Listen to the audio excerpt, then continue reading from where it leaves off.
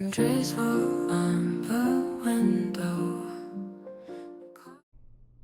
to Once Upon a Stitch Nook and my desk where the creativity happens. We are going to be doing a tutorial for how to do this nice belt pattern. So in this case I'm using a 2.25mm hook. I'm using Yarn B Yarntopia yarn in the color Cerulean, and it is a 2-weight yarn. So if you want to size up the yarn in the hook, you'll probably get through this belt faster, but because this will take a long while to actually get the belt, but it gets a beautiful detailed results. So let's get into it. So you are going to chain the length you want your belt to be. So this will be the short side, and I'm going to chain 6. So 1, 2, 3, 1, 2, 3. So that's going to be kind of the width of my belt. And then you're going to turn it over so you see the little bumps on the back side of your chain. And starting in the second one, you're just going to insert and pull up a loop, and do that into each. Let's see if I can bring this closer to you. Each of the back loops. So you should end up with 6 total loops.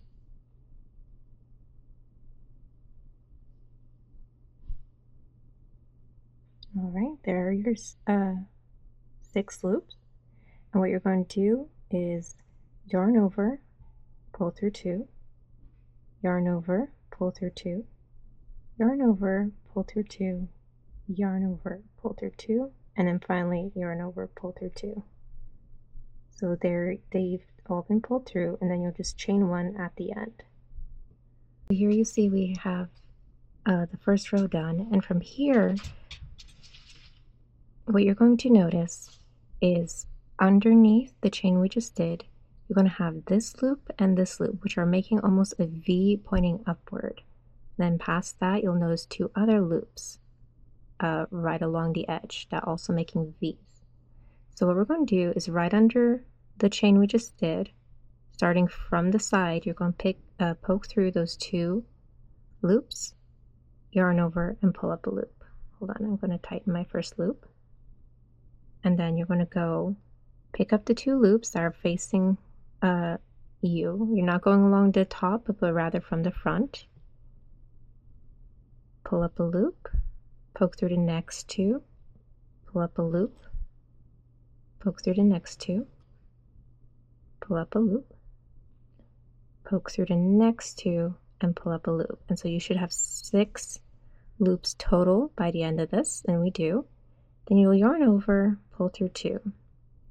You'll yarn over, pull through 2, yarn over, pull through 2, yarn over, pull through 2, and yarn over, pull through 2. So you, and then you chain 1 at the end. And we should start to see the pattern develop here soon. So you're just going to repeat that same row for the rest of your band. So poke through those 2 loops and pull up a loop 6 times. Like so.